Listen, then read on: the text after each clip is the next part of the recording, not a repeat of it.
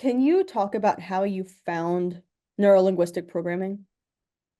Well, originally, I was trying to write a book for athletes or coaches on what not to do. I was kind of going the opposite direction instead of the positive, focus a little bit on avoiding the negative.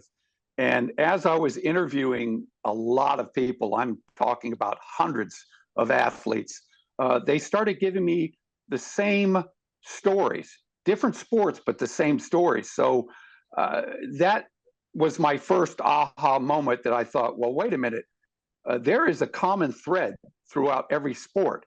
Uh, and then the final, wow, I'm really onto something, was as I was talking to a producer about writing the book, because I'm not a writer. I had the idea, I have the concepts, but definitely don't have the skills as a writer.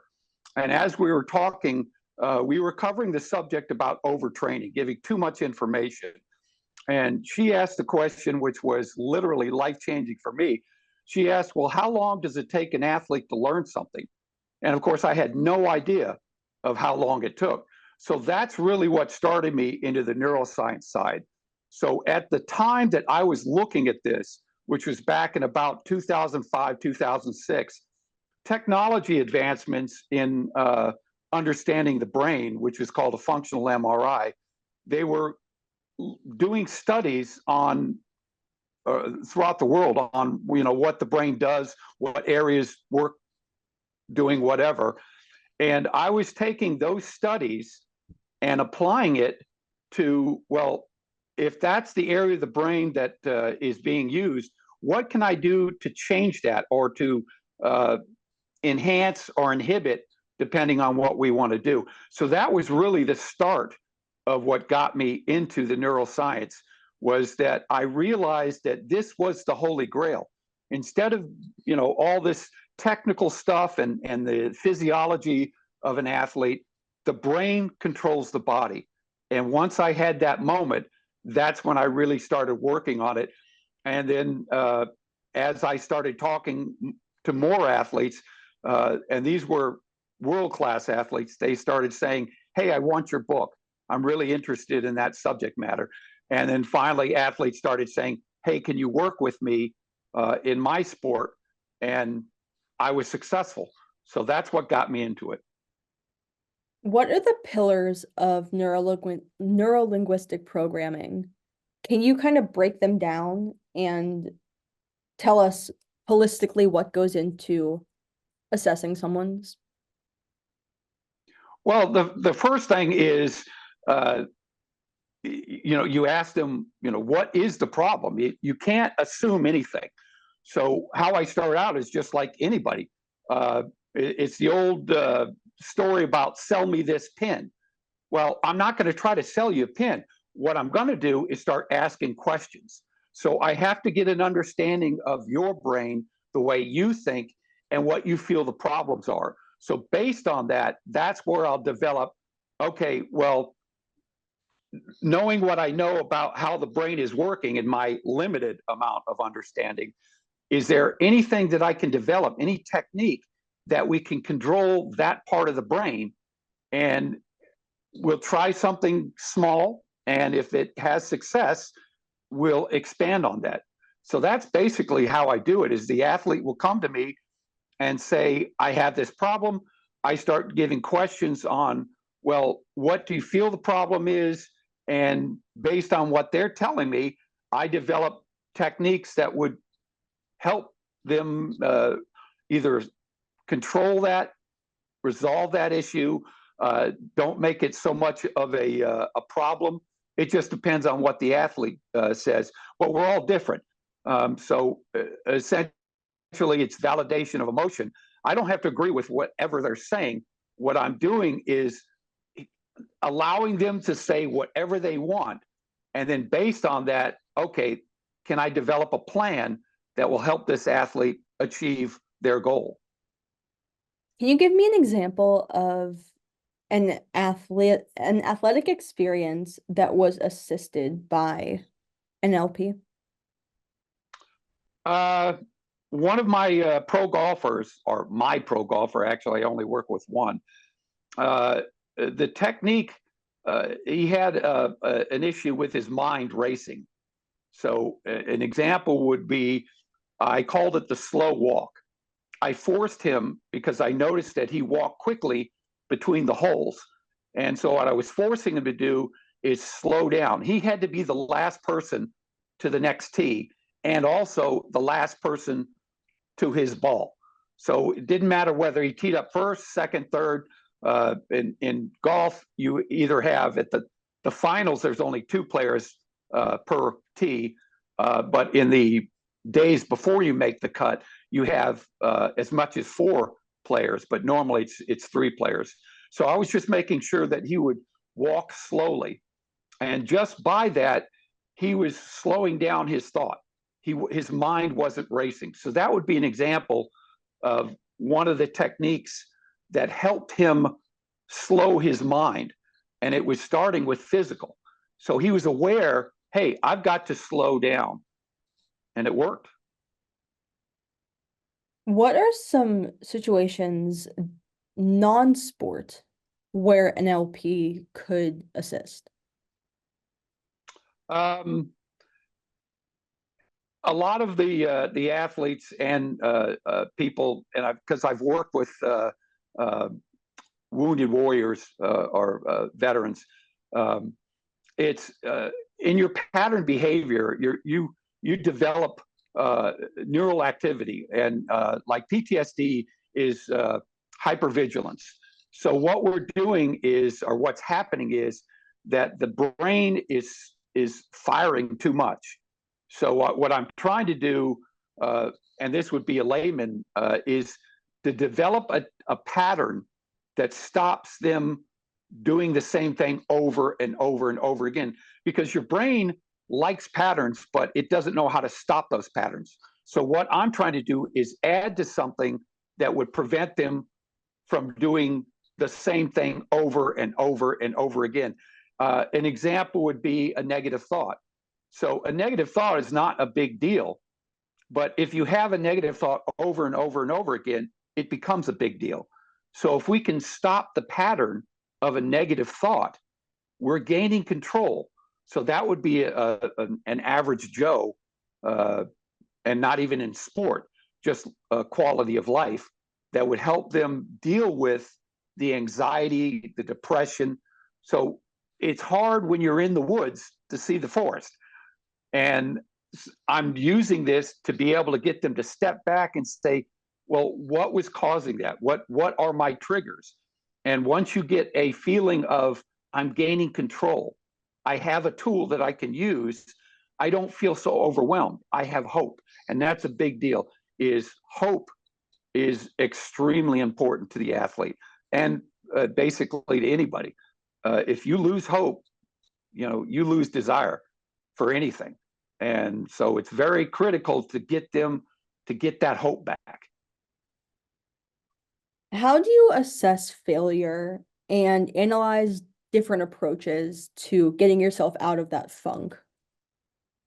Well, I wouldn't say failure. What my goal is to make that athlete better.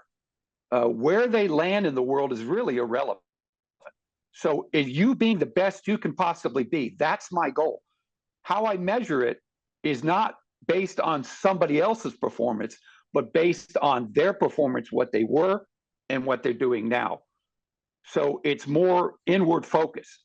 I don't care where they fall in the world. That's irrelevant. Unfortunately, life is that we're not all equal. Some people are born with gifts and they're just very good at it. Now, I can become better, but does that mean I'm a failure because I couldn't beat the best in the world? No. So I want the athlete or the layman to focus on themselves, making themselves better. And that's really my goal, is to not win. I coached the first women's Jamaican bobsled team, and the movie Cool Runnings was based on the first men's bobsled team. And John Candy was the coach, and he was talking to his pilot about cheating and why he cheated. And Candy's answer, now this is purely fictional, this really didn't happen, but it's a good story. Um, he said, well, I had to win and I had to keep winning. And if you think, yeah, I can't, I'm going to paraphrase this, but he said, if you believe that you're never going to be good enough without a gold medal, you'll never be good enough with it. So it's not a medal that determines your worth or your success. It's within you. Did you make yourself better? So I'm focusing totally on the athlete and their internal, their thoughts to make themselves better. Where it falls in the world is irrelevant. But if I'm working with an athlete that has skill, it's certainly a significant jump uh, based on the other athletes, because we're really kind of behind on the brain. We spent hundreds of years on the physical side, but because we really didn't know exactly what was going on in the brain, this is fairly recent that we're understanding, wait a minute, we really need to focus on the brain, and the body is controlled by the brain. So if I can get the brain right, I can get the body to follow. And that's how little old ladies pick up cars. They didn't train. Grandma's not out in the gym going, if there's a crisis, I'm going to be able to pick up this car. No, but in that instant, their brain took over their body and they were able to pick up that car. So that's really, we're infinitely stronger than we think we are. And the only time we see that is life and death. And I don't want to go to life and death, because there's bad things that happen when you're, feeling like life and death. But I'm teaching them how to tap into that. And once we learn how to tap into that, the neurons just get better. So once you learn something, like, let's say we learn to ride a bike, you can get off the bike and not touch that bike for 30 years, yet you can still ride that bike. And that's what I'm doing. I'm making the connection. Once we make that connection, we don't have to keep riding the bike. We know the connection. We're just going to use it when we need it, which is in competition. And the more you do it, the better you get at it. Yeah, I mean, when I talk to athletes and support staff about this idea of flow state and learning how to do something and then just living in the moment, I think that it's really important to assess the fact that you had to learn it first before you could put it into practice, before you could feel confident in letting yourself be in that moment without thinking through the process completely, and instead just letting the process lead you. Yeah, being in the moment, there's a lot of areas. I think what I should first do is kind of explain the brain to the listeners, to what areas, why are we doing what we're doing. So I happen to have a little brain here.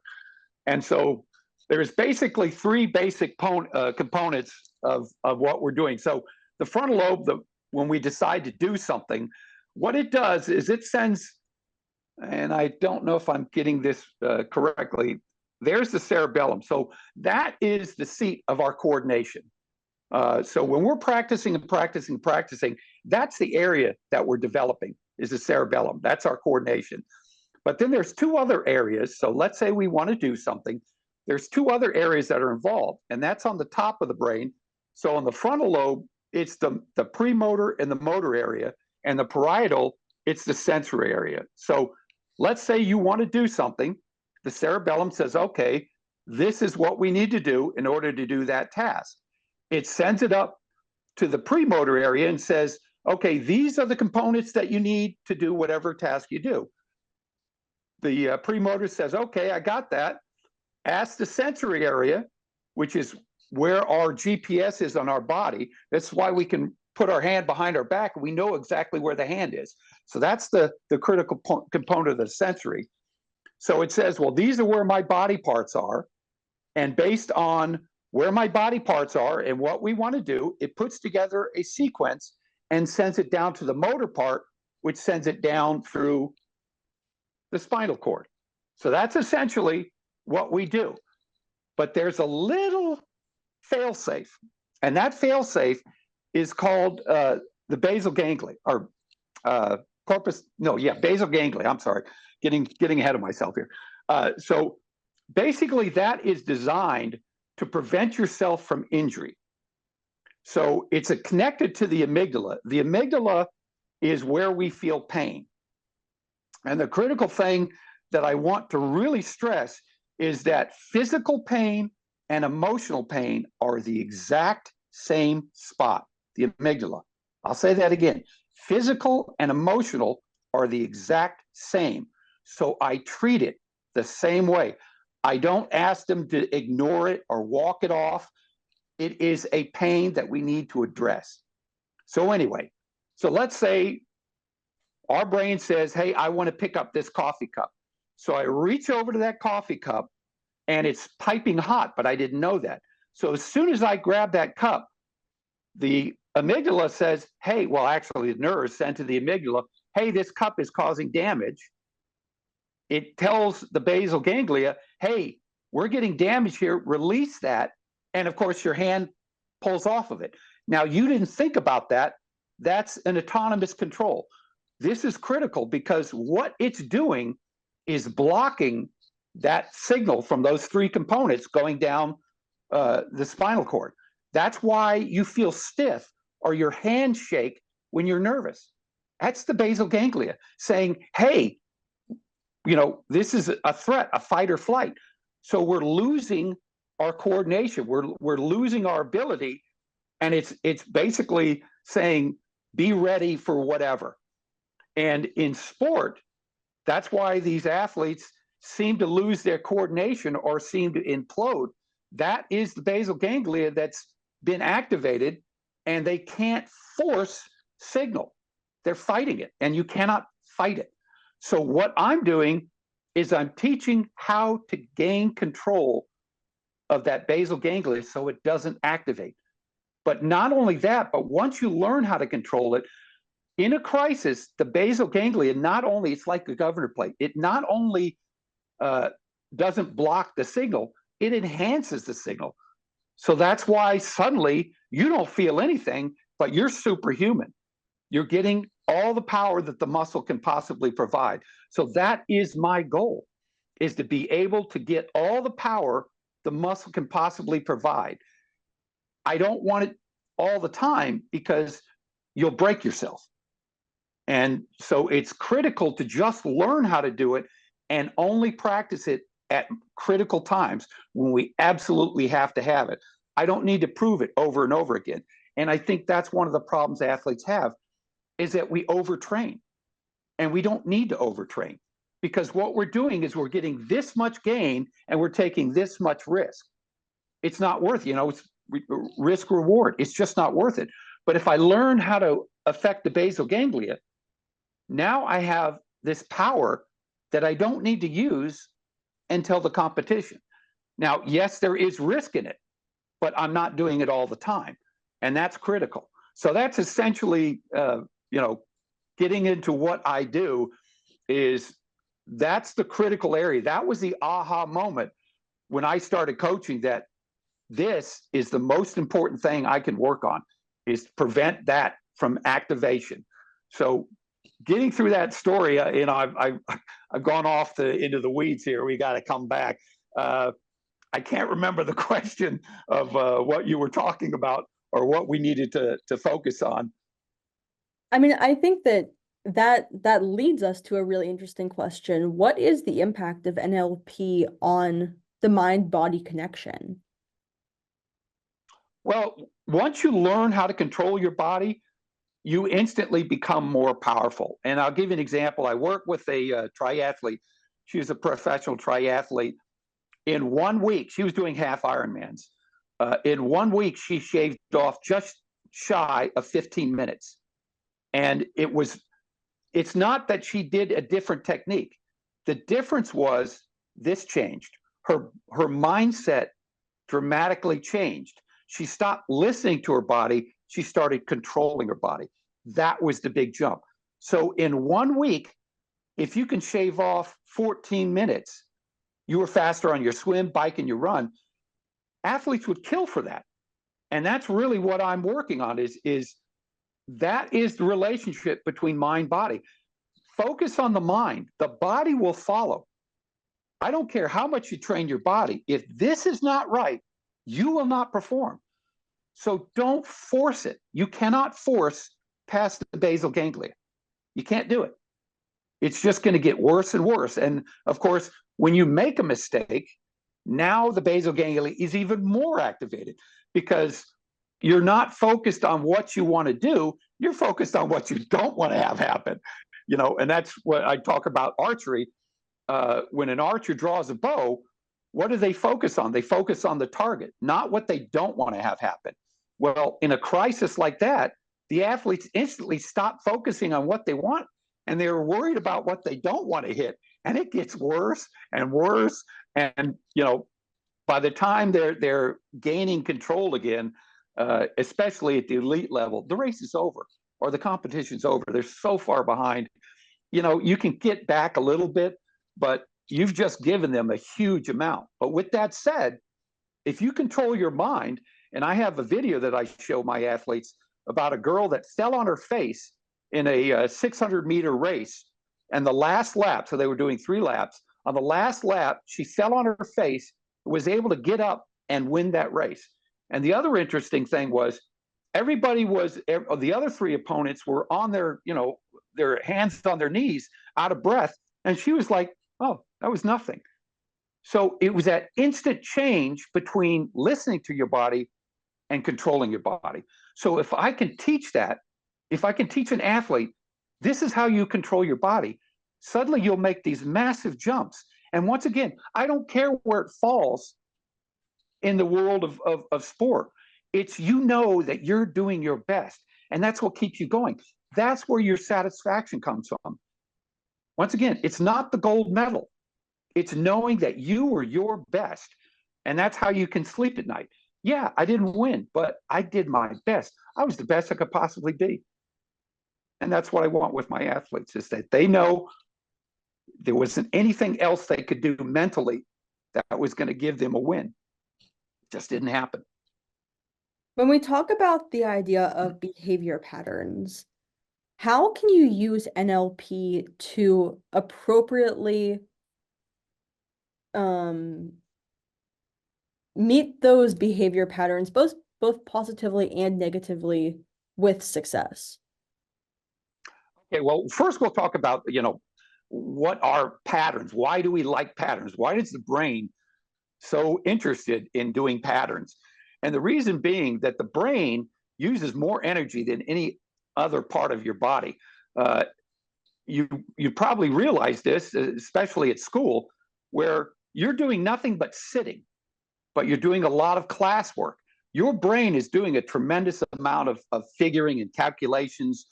And by the end of the day, you're exhausted. And you go, why are you exhausted? You literally never moved an inch and you're tired. That's because the brain uses energy. So with that said, the brain likes to use patterns so it doesn't have to do tasks that it already knows how to do.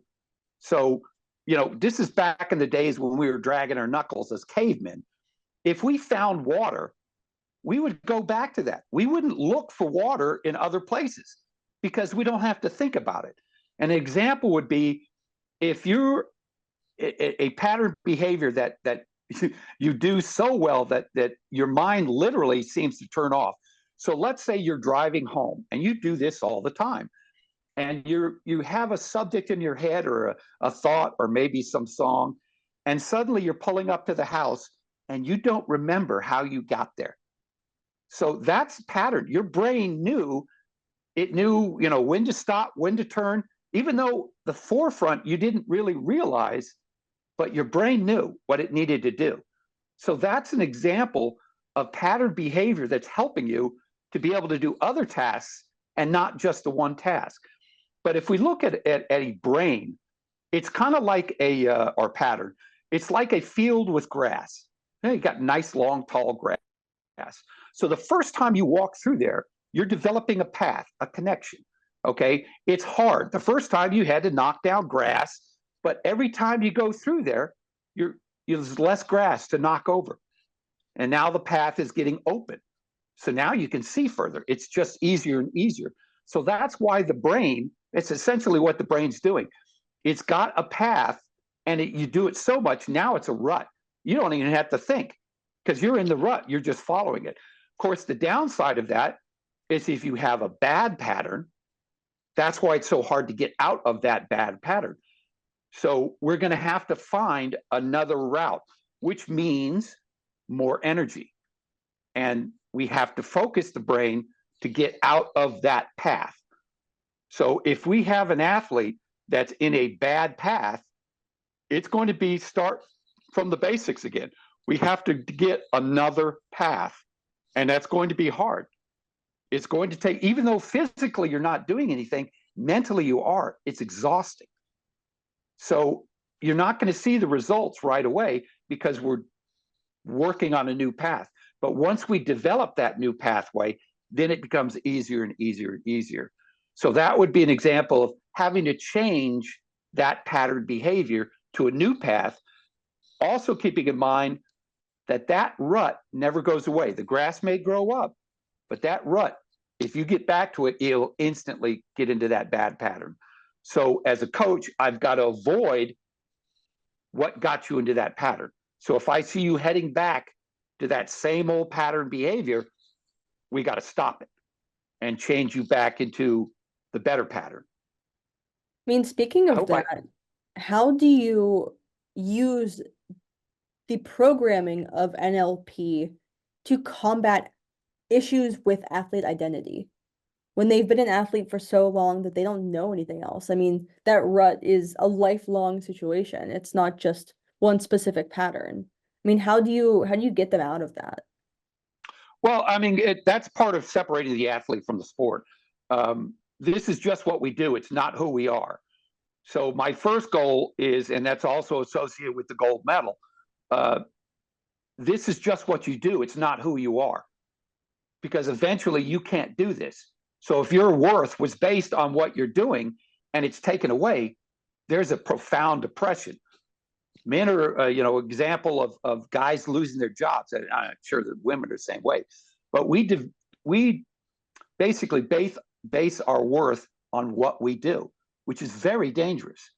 So I'm focusing for the athlete to understand that this is just what I do. It's a desire to do this, but it doesn't make me. This is a part of my life, not just who I am. So that's that helps reduce that pressure too, because if you're feeling that I am nothing without this gold medal, you're never going to be something, because what happens if you don't get it? And once you get it, eventually you won't be able to get it.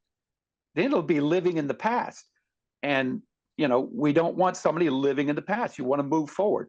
So that's the first step, is to get the athlete to understand this is what you do. It's not who you are. And our life is going to change. We find other interests. And, part of that is making yourself a better person. You can deal with emotional stress. You can deal with disappointment. That's not just about sport. That's life. So they understand that, okay, eventually I'm not going to be able to do this, but the tools I've used to make myself a great athlete, I can use to make myself a great person.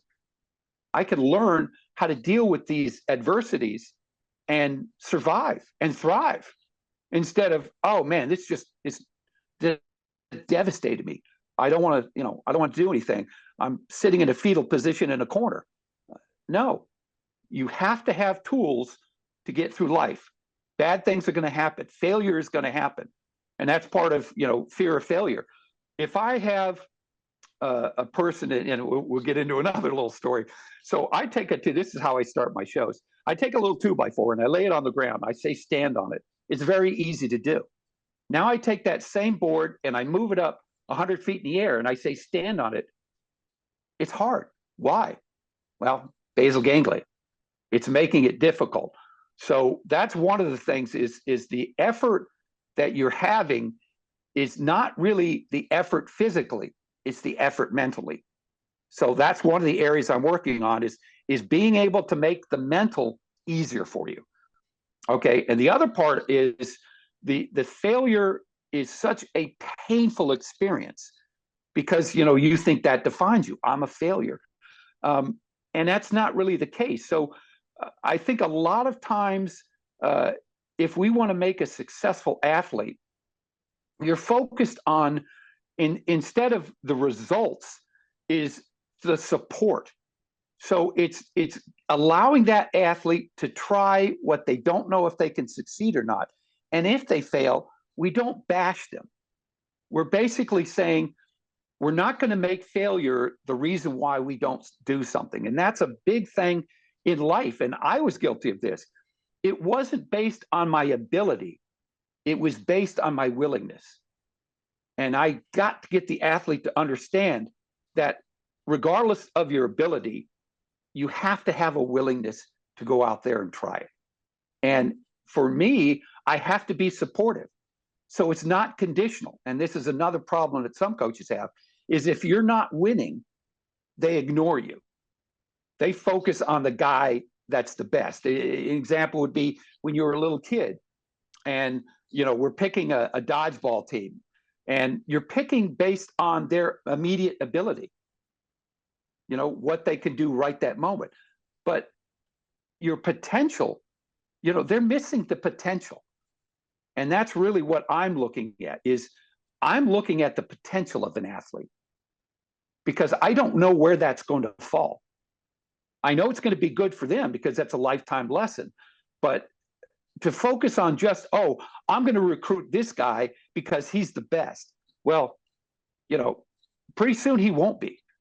Yeah. And I may not have enough coaching ability to make somebody else as good as this guy. When you're looking at an elite athlete who is struggling with that processing speed, what do you tell them? Processing speed is I need a little bit more definition of process. So like if you're talking to an elite athlete who has a mental block of some kind that can be helped by learning how to utilize NLP, what's the first step that you go over with them? Well, the first step is to be aware of it. So some athletes, it's basically drawing a line. So an example would be marathoners, where they believe that they're going to hit a wall at 20 miles. And if that's what you believe, that's exactly what happens.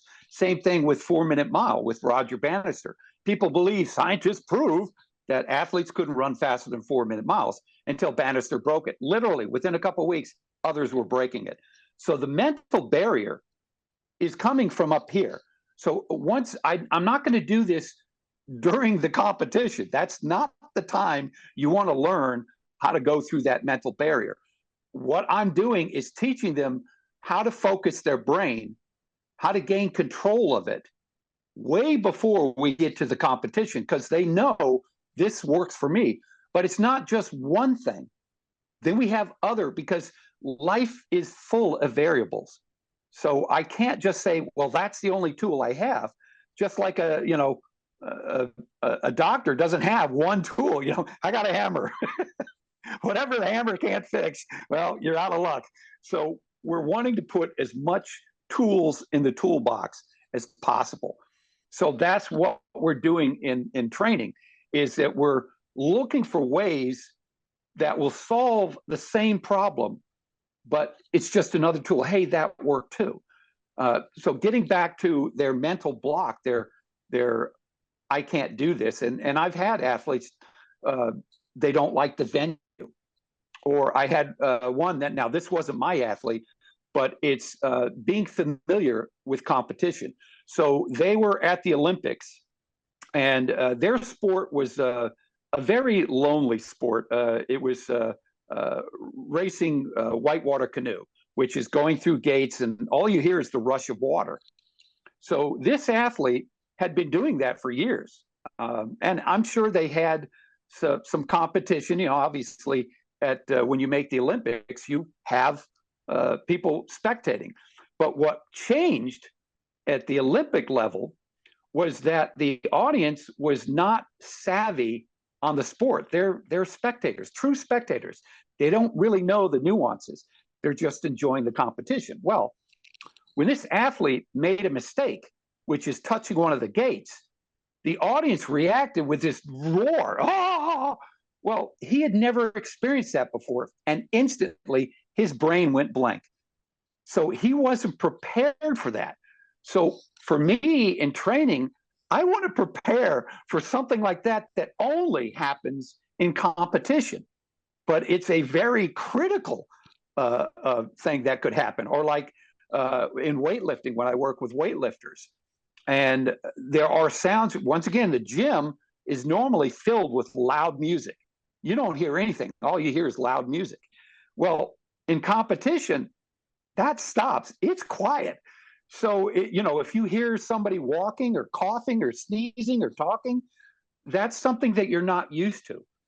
So that's part of getting that athlete aware of what to expect, all the variables and how to react to it, which is basically not to react to it.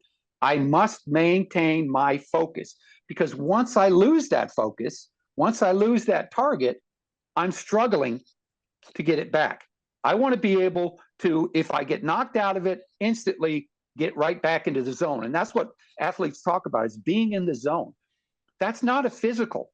The zone is a mental, but they don't realize how they got there.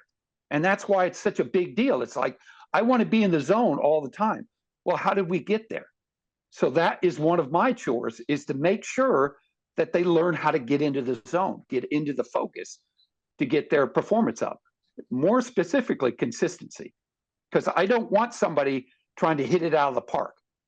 That's not consistent. You might do it, you might not. But if I can consistently get hits, or like an example would be Tom Brady, a quarterback. He wasn't the greatest passer or throwing the farthest. He was an average quarterback, but he was consistent, and that's what won the Super Bowl. So that's a key to working with my athletes, is teaching them consistency. So all these variables that happen in competition, we're aware of, and we're not losing our focus.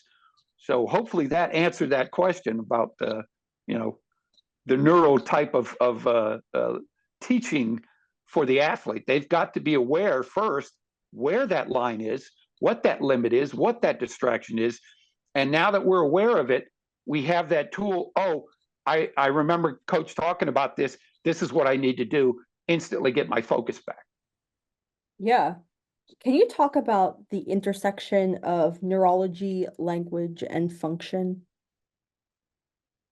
Once again, in Like, I need.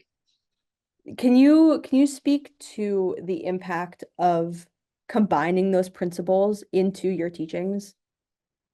Well, one of the things that's very important, and this is part of validation of emotion, is that I have to be able to have that athlete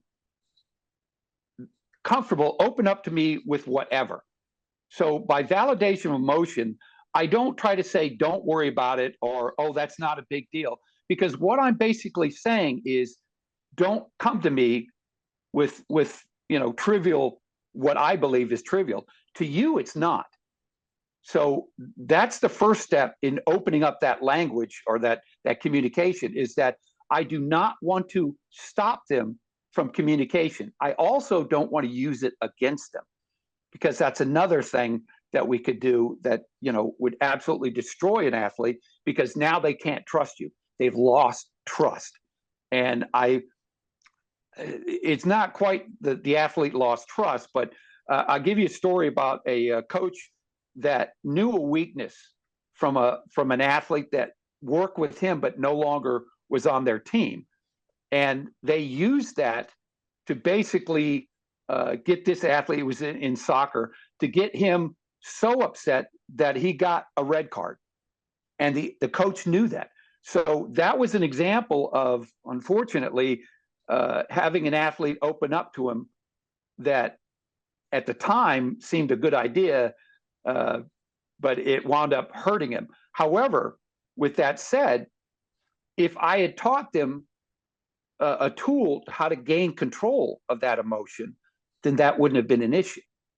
So that would be an example of open up with a issue, a weakness, and by me helping you with that weakness, it's no longer a weakness. You have control of that. So that would be, and this is anybody. If you had done a sport, or actually school too, you can remember when you were very young, a teacher or a mentor or somebody that was in high authority that said something to you that they forgot 20 seconds later, you remember to this day. So it's very important for me to learn how to not speak in a heat of a moment. I've got to calm myself down because I'm human too. I get upset. So I've got to learn that communication with that athlete can destroy them. They're opening up to me, and I've got to make sure that A, I'm validating that emotion, and B, that I'm very careful to not say anything. And that may not be, for me, I would say, oh, it's no big deal. But for you, it was. So by keeping up that communication, I'll know that, hey, that hurt that person. I need to change, not them. I need to change. And then teach them, hey, how can we get a tool? How can we defend ourselves? Because that, the amazing thing is that the best athletes in the world, we're talking about Phelps, Biles, they all had emotional issues. So, the best in the world, you can be the best in the world and have these problems. So let's work on them. Let's not say, oh, that's you being, a weakness. The best athletes in the world have this. Yeah, I mean, how do you go about training your brain to process weakness, process failure, not as weakness, but as an opportunity to get better? Well, it would be, I'll give you an example of one of the weaknesses is negative thought.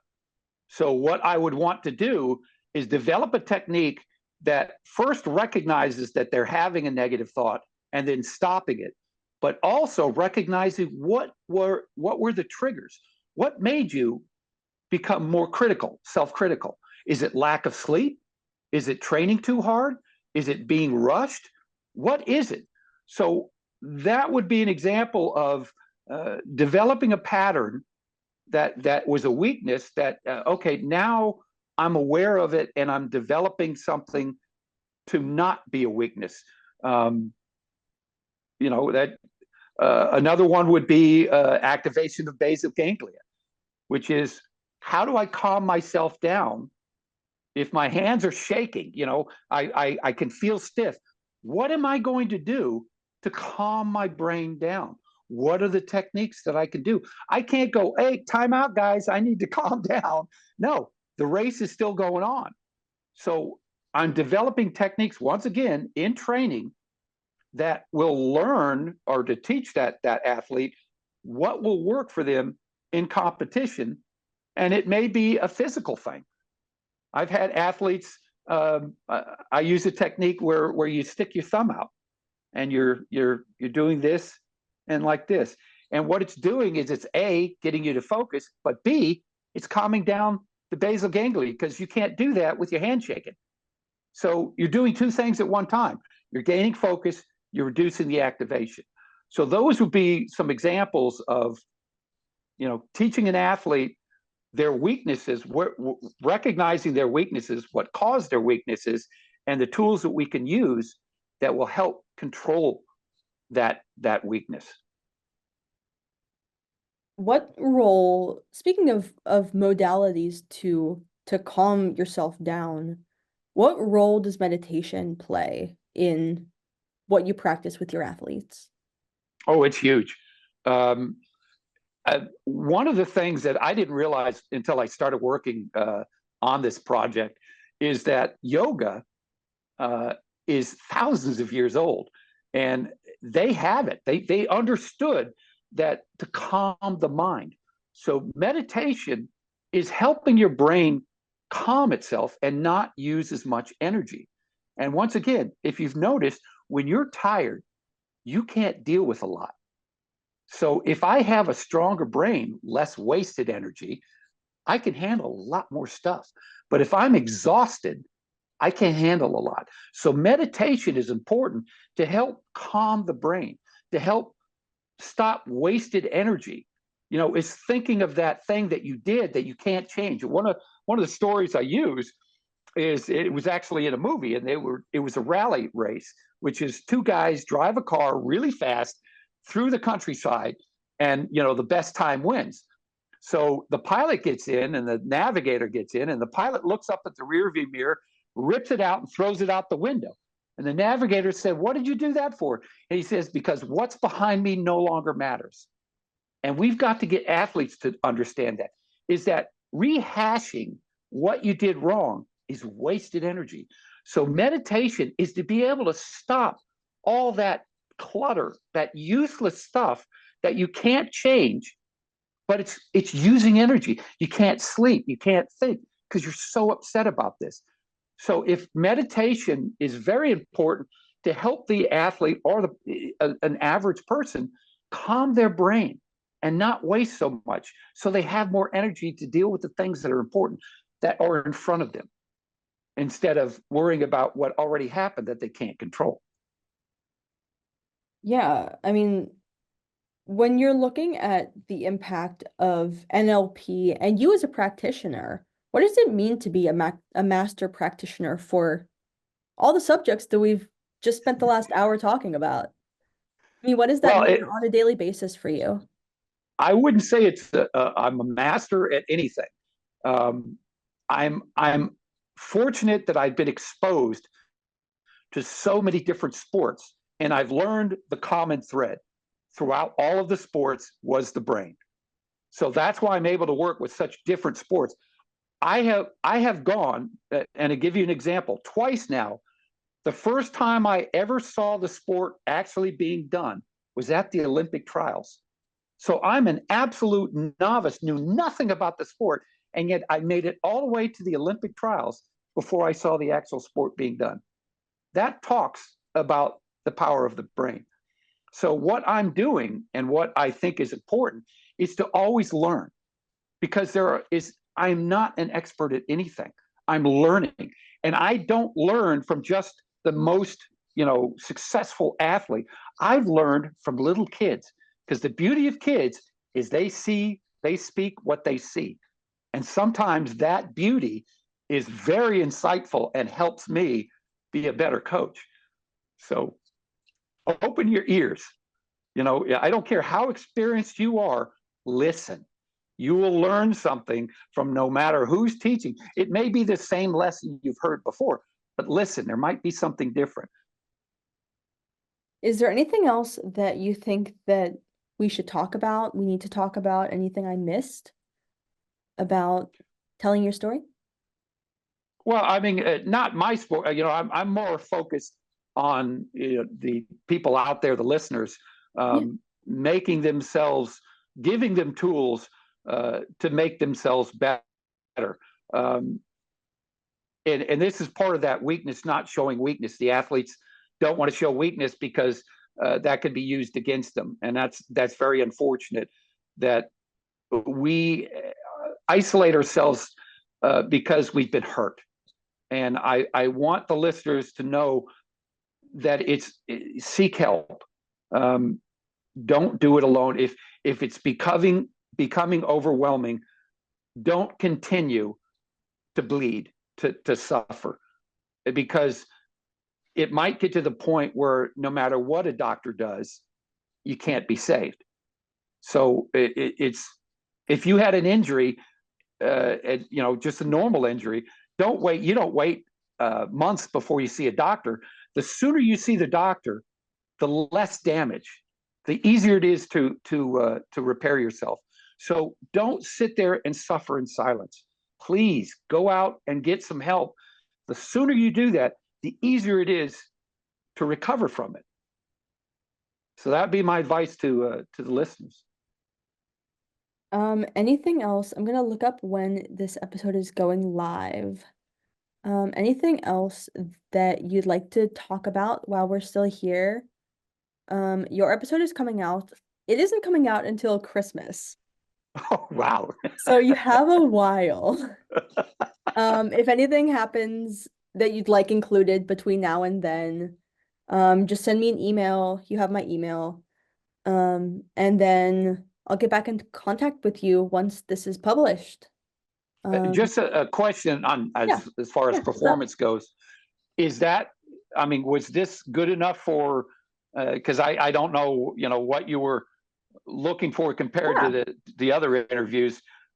Sometimes I go off on tangents and I thought, well, I don't know if this is really the question that she was asking. I'm just trying to explain, See, what I thought was the area. it's interesting because sometimes I'll have guests who want the questions ahead of time so they can really plan the process. I, as an interviewer, don't really work like that. I am, I mean, I had about 12 questions for you. But then I also like let you completely lead. If you wanted to go on a 5-minute tangent, I was not going to stop you. Because what I've found is that when the interview becomes less of a question and answer and more of a combining of situations, of stories, it becomes more organic and the answers are better that way. So I always say that like I welcome tangents. I welcome you to literally talk my ear off because that's why you're here. Like you're sharing your expertise or your story or your personal experience. And who am I to censor that experience of yours? Yeah, well, like I said, for me, it's specifically to the athlete what they want or what they Right. need because they're all different. They're suffering from different things. Right. But it's the amazing part of the brain. Like I don't know if you were hearing, I did it on one of my interviews, which is time control. We have the ability to control time. All of us have this. So you're focused on something. Hours go by. You see an accident. You see it in slow motion. Why are we not teaching that? The placebo effect, I think I talked about that, where a piece of sugar can cure you.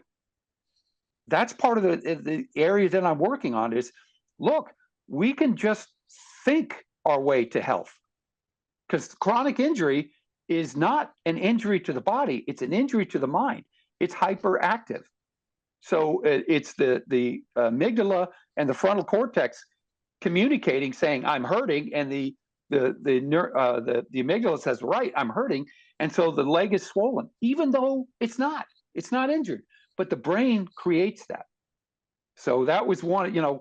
I could do several shows, which I've done, about all kinds of crazy stuff that we touch on, and it depends on the sport, because that's another thing. Even though it's a common thread, different sports have different tools. So I have to change the tool. So if whitewater has nothing to do with canoe slalom, which has very little to do with bobsled, which has very little to do with golf. And yet I'm working on these crazy tangents. It's because I'm looking for that common thread. And that was hopefully what I was getting through. It was. All right. So I will let you do what you do, and if you have any questions or if anybody wants to delve into specific, especially if you know an Yeah. athlete that is suffering. I don't charge for the Olympians. I'm not making money on this. As a matter of fact, I'm paying money. It costs me thousands of dollars to coach. I'm just grateful that I have enough money that I can do this. But I am not in it for the money. I just want the athlete, which is why I contacted you. I thought, oh, she would probably be interested in that. Yeah. And it was, I don't know how you know Nancy, but that was my connection was Nancy. Yeah. She made a comment, and I thought, oh, she might want to hear this. What Yeah. I'm working on. But yeah, Nancy's working on the which it's another thing which I wouldn't go with here is the transgender. So my weightlifter had to compete against a transgender, Yeah. and politically I can't say anything, but I thought was so wrong, especially the last Olympics where a female but has male anatomy, even though it's not external, it's still a male. It was an XY chromosome. Uh, it's getting to the point where we're taking away from female athletes, and that's oddly enough, I work with more female athletes than I do male, even though my first athlete was male. But my concern is that we are moving away from fairness to all, and we're giving these laser, oh well, this is okay. No, it's not, because the female is the one that's having to give up, not the male. So, I couldn't say that. I won't say that on a public forum. That's why I contacted Nancy, because Nancy was on Dr. Phil saying, yeah, this is wrong. And I was like, yes, but I'm in a precarious position because I'm not hired by the governing bodies. I'm hired by specific athletes. They're saying, help me. So governing bodies could, block me. They can say, no, we don't want this guy. Even though I've done nothing wrong, they just disagree with the opinion, even though I don't share it. But so I'm in a very, I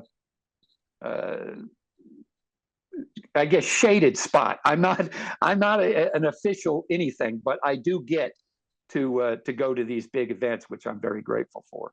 But anyway, I digress. It was very nice talking. I really appreciate all of the Thanks for stuff. coming on the podcast. Like I was saying, I have weekly episodes already scheduled all the way up until the end of the year. Yours is coming out on Christmas. Once that comes out, I will get back in contact with you. If you could send me a photo of you for all of our social media, that would be fantastic. But other than that, I don't have anything else for you, except to say thanks for coming on.